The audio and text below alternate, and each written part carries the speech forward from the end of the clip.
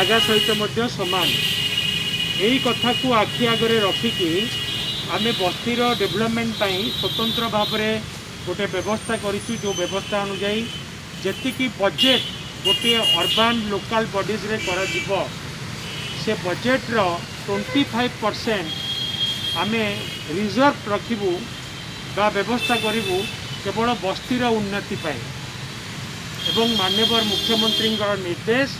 2022-23 वर्ष सुधा सबू बस्ती को अपग्रेडेशन करने डेभलप करने अपग्रेडेशन करके डिनोटिफिकेशन करने सबू बस्ती रे सबू प्रकार सुविधा सुजोग जोगई देवाई सारा ओडिशा रे वर्तमान प्राय 2992 गोटी बस्ती अच्छी एवं से बस्ती रे जो माने लोक माने रहुचंती तांकु मध्य आमे जमी पट्टा जोगई देवार व्यवस्था करिछु एवं सेथिरे मध्य प्राय 70,000 परिवार को आमे जमी पट्टा जोगई देलुनी एवं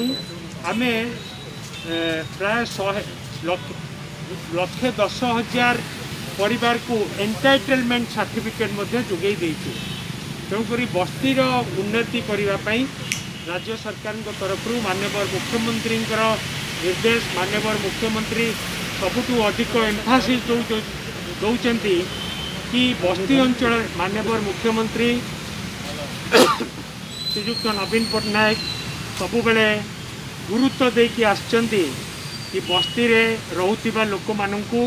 सबु प्रकार सुविधा सुजोग जोगई दिया जाऊ जो कि ये पदक्षेप ग्रहण करा विरोधी कहते केवल भोट को आखिर रखी बड़ी पदक्षेप जेहेतु म्युनिसिपालिटी भोट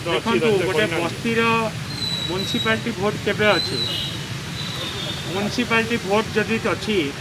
बा पंचायत भोट अच्छी ता बोली राज्य सरकार क्यों किसी म्युनिसिपालिटी एरिया रे बा गाँव रे किसी काम करेनि इलेक्शन एबे हम कि वर्षे पर हम कि 2 वर्ष पर हम ताले आउ किसी काम करेनि असहिष्णुता सही पारु नाहंती बस्ती अंचल उन्नति को विरोधी समर्थन करवा उचित माननीय मुख्यमंत्री बस्तीर उन्नति पाई जो पदक्षेप नौचंती विरोधी ताकू स्वागत करवा उचित किंतु याकू जो राजनीतिक रूपरेख देवाई चाहूँगी आगामी दिन में बस्ती बासिंदा निश्चित भाव में बस्ती